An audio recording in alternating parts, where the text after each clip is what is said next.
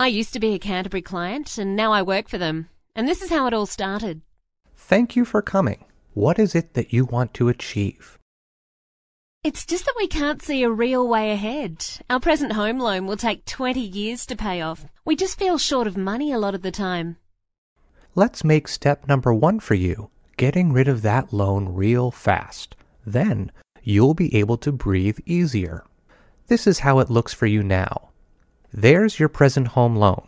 Your $2,027 per month payment will take 20 years to pay off. That means you will go to work for 20 years and use $486,000 of your hard-earned money to pay off just a $255,000 loan. Most people never succeed the way they want because they do things the old way. They compromise and pay off their home in 20 years instead of just a few years. You can't get rich doing that. That's what average people do, and average people are fairly poor. There is another way, and here it is, but you'll have to listen carefully. Step 1. You acquire an investment property, something like this. Now you have 2 capital gains working for you, not just 1. And the new investment property is free to you. You don't need to use any of your own money to own it.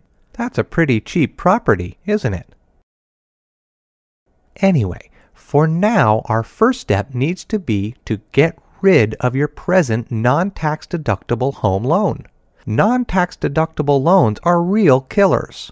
We have to get rid of them fast. To do that, we now have 3 sources of income. 1. Your present home payment. 2. Clear rent from the new investment property. 3.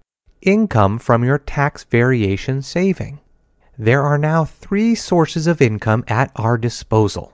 Previous home payment, $2,027 per month. Clear rent, $1,584 per month. Tax saving, $653 per month. Total, $4,264 per month.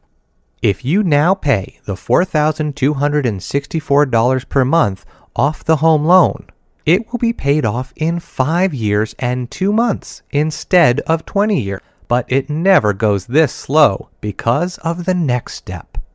This is all done without putting more out of your pocket than your present home loan payment. Using our system, it should be unnecessary to even contribute the old $2,027 per month payment after a few years. But that's just the start. We will do a lot better than that. Say after a couple of years we have made good progress and, as expected, have put a big hole in the non-deductible home loan. We might use, say, $50,000 of that equity to acquire a small income-producing investment or business with a proven, strong passive income. To be conservative, such an investment would add $3,000 per month to your funds available, and the new total amount appears. There are now 4 sources of income at our disposal. The money we have now at our disposal is previous home payment, clear rent, $1,584 per month, tax saving, $653 per month, new investment income, $3,000 per month. Total, $7,264 per month. This loan will now be paid off in just 14 months. That's a lot better than waiting 20 years, isn't it? Now we can start to pay off the investment property the same way. As you acquire more investments or growth assets, you pay them off even faster and faster. What I haven't even mentioned yet is that all these properties also go up in value over time. You get rich 2 ways, by the loans going down and by the values going up. They experience growth on top of growth on top of growth. And that growth, in turn, allows you to acquire more assets. And then those assets grow and allow you to own even more. This compounding makes your empire become exponential. Your finances gain critical mass where it just grows and expands on its own. And that's the big difference between rich people and average people. Rich people have their wealth grow exponentially. Average people fail because they try to build their finances in a linear way. Let me show you the difference between linear growth and exponential growth. Linear is like this. Compounding on top of compounding is called exponential growth. This is what it looks like. So that's the magic of the snowball effect. But nothing happens unless you start.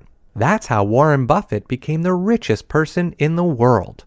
But you have to get it right. That's where Canterbury comes into it all. You have to do it properly and in the proper order. Otherwise, it just won't work. Anyway, it's all just a theory unless you actually make a start. That's what Canterbury can do for you. That's all for now. I must go. Wow, what have we been doing all these years? I wish we started this 10 years ago. It's really a simple choice. Do you want to take 20 years to own just one little asset?